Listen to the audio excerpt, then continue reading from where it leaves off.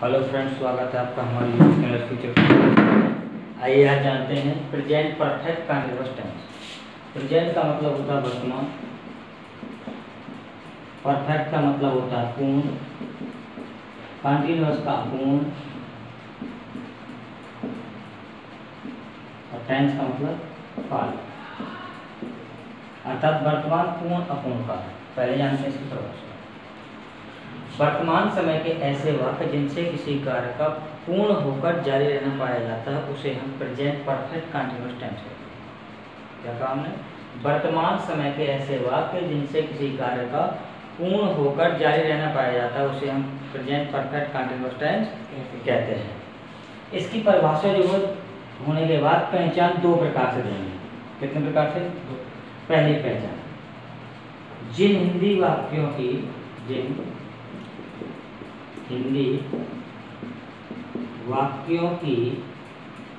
मूल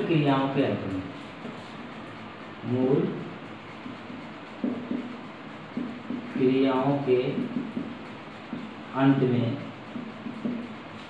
चुका है,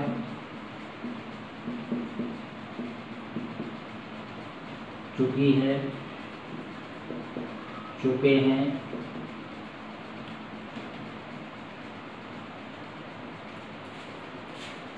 आ है, ई है, ए है, रहा है, रही है, रहे हैं, अथवा हुआ है, हुई है, हुए हैं, आदि शब्द हैं। आदि शब्द आते हैं। क्या क्या आएगा? चुका है, चुकी है, चुके हैं, आ है, ये है, रहा है, रही है, रहे, हुआ है, हुई है, हुए हैं, आदि शब्द आते हैं। तथा वाक्य में कार्य करने का समय भी दिया जाता है। समय भी दिया जाता है। इसमें निश्चित समय के लिए सिंस तथा अनिश्चित समय के लिए फॉर लगाते हैं। ठीक है ना? पहचान नंबर दूसरी, हम शुरुआत से पढ़ते चले आ रहे हैं कि वर्तमान, पूर्ण, अपूर्ण काल में कार्य करने का समय दिया रहना चाहिए। ये कोई अनिवार्य नहीं है कि वाक्य में कार्य करने का समय दिया ही हो, ऐसा कोई अनिवार्य नहीं है। बात समझ में आ रही? फिर क्या होता है दूसरी परिभाषा में? जिन हिंदी वाक्यों की मूल क्रियाओं के अंत में, जिन हिंदी वाक्यों की मूल क्रियाओं के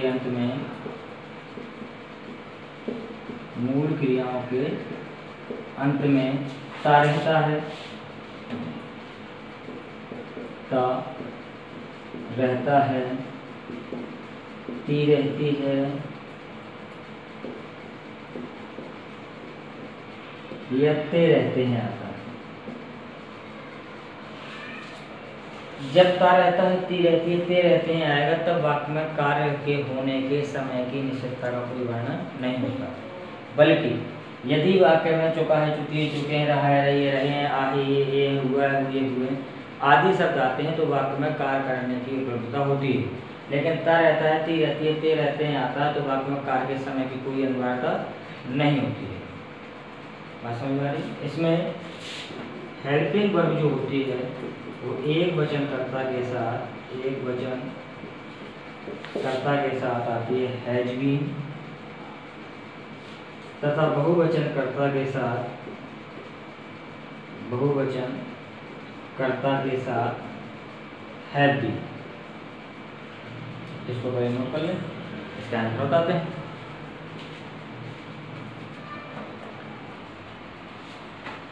अब आगे देखते हैं। सबसे पहला इसमें होता है सिंपल टेंस। कौन सा होता है? सिंपल। देखिए सिंपल टेंस क्या कहलाता है? जिसमें वाक्य के कार्य के होने का बोध होता है, उसे हम क्या कहते हैं? सिंपल टेंस कहते हैं। सबसे पहले तरीका होता है इसको वाक्य बनाने का नहीं, हम इसमें सबसे पहले प्रयोग करते हैं करता, फिर सहायक क्रिया हैज या हैव, फिर बीन, फिर मुख्य क्रिया की आईएनजी फॉर्म। कौन सी फॉर्म आती है इसमें? आईएनजी। इसके बाद हम लगाते हैं कर्म, और फिर सेज, फिर सिंसियर फॉर, फिर समय। ठीक है, जैसे मैं कहूँ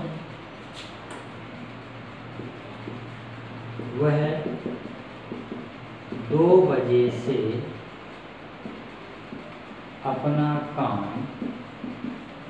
कर रहा। 2 बजे से कर रहा मतलब उसने शुरू पहले कर दिया था, अभी भी उसका काम जारी है। तो he has been doing his work 2 बजे से, निश्चित समय हो गया, since 2 o'clock।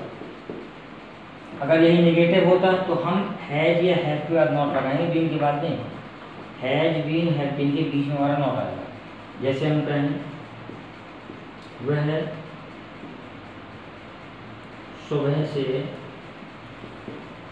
सुबह से कुर्सी पर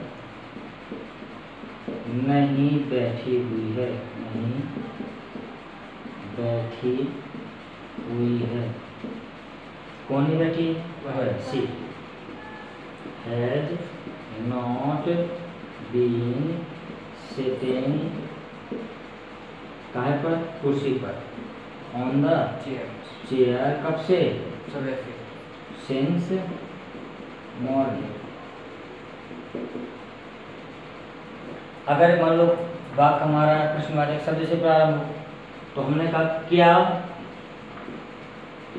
आप 2 दिन से, क्या आप 2 दिन से मेरा इंतजार कर चुके हैं? मतलब 2 दिन पहले भी किया था, अभी भी कर रहे हैं। तो क्या से प्रारंभ होगा? तुम सहायक क्रिया हैज या हैव को आगे लगाएंगे। क्या को? हैज या हैव को आगे लगाएंगे तथा कर्ता के बाद हम फिर बीन का प्रयोग करेंगे, और नॉट नहीं आ जाता है तो बीन के पहले लगाएंगे। जैसे मैंने कहा हैव यू, अगर नहीं होता तो हम नॉट लगा देते, नहीं तो नहीं है तो नहीं लगाएंगे। बीन इंतजार करना, वेटिंग, मेरा मी 2 दिन से अनिश्चित समय है, मतलब कितने टाइम का वो निश्चित तो है नहीं। फॉर 2 डेज, वो हमारा ना। अब मान लो अगर इसको कहीं बीच में प्रश्नवाचक शब्द आ जाता तो हम हैज या हैव के पहले बस उस प्रश्नवाचक शब्द की अंग्रेजी लिखते हैं। जैसे हम 3 घंटे से यह गाना क्यों सुन रहे हैं? अब इसमें प्रश्नवाचक शब्द क्या आया? क्यों। सबसे पहले हमने क्या अंग्रेजी लिखी? क्योंकि, वाई। फिर हम है तो आ गया है, ठीक है ना। फिर वी, हम की अंग्रेजी वी। फिर हमने क्या लगाया? बीन। सुनना का माना होता है लिसन, लिसनिंग। क्या? यह गाना, दिस सॉन्ग। कब से? 3 घंटे से, फॉर 3 आवर्स। बात समझ में? अब जैसे हमने अभी हमने दूसरी पहचान बताई थी, आपको याद है? आपको जैसे दूसरी पहचान में कहा था कि उसमें आएगा तारे आता है तेरे। जैसे मैं कहूँ मैं, यह वह है अंग्रेजी पढ़ता रहता है। अब ऐसा तो है नहीं अभी पढ़ रहा हो, उसमें पहले ही पढ़ी होगी, अभी पढ़ता रहता है, तो कार्य हो भी गया और उसका जारी रहना भी। तो ही हैज बीन, पढ़ना का मतलब रीड, तो रीडिंग इंग्लिश। ठीक है ना, अब देखते हैं अगले टेंस को।